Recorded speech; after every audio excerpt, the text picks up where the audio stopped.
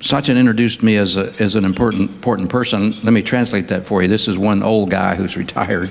And now, let me also help you understand importance. I have grandchildren, and my 5-year-old lives in the South. I was down visiting, little nap on the sofa, and she came in and said, "Granddaddy?" And I said, "Yes, sweetheart." She said, "Would you make a sound like a frog?" And I said, "What?" She said, "Would you make a sound like a frog?" I said, "Why, dear?" She said, "We're talking to Grandma, and when she said, what she said was, when you croak, she's taking us to Disneyland." So that will give you an appreciation of how important you are when you get to be my age. I do have 2 messages. The first message is our nation is in trouble.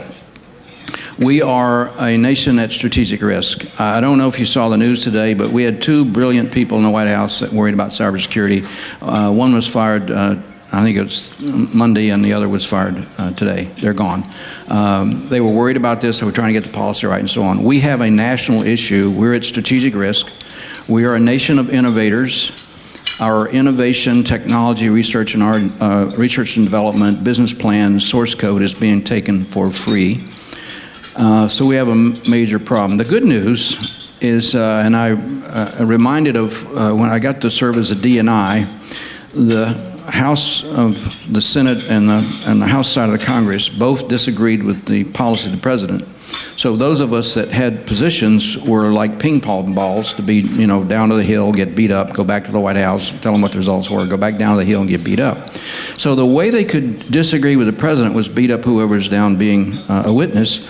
And they found a way. Your staff's too big, and we hate contractors. And I had been a contractor before that.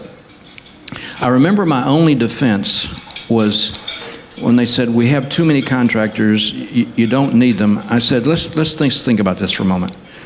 The United States Navy has carriers, airplanes, and submarines. How many of those things do you think the United States Navy created or built? If you think about it, the government does a function, but our real strength is innovation, creativity in the private sector. So the good news is organizations like Securonix and others are represented up here. We are doing the right kinds of things, advanced intelligence and machine learning and analytics and so on. That has to be done. This nation will move to the cloud. We're going to live in the cloud. We're going to compute in the cloud because it's cheaper and more effective. And we have to have these technologies developed. But this is going to ultimately be a partnership.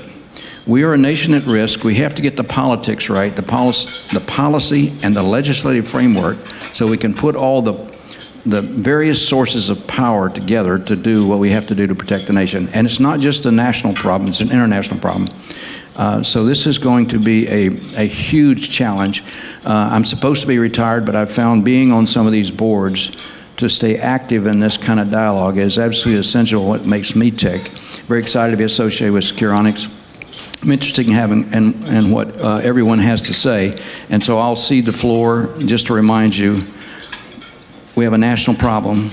We have a terrible political dilemma about how to get to the solution space, but the private sector is the strength to have the technology developed, so we ultimately have to put it together. So thank you all very much. Thank you, man.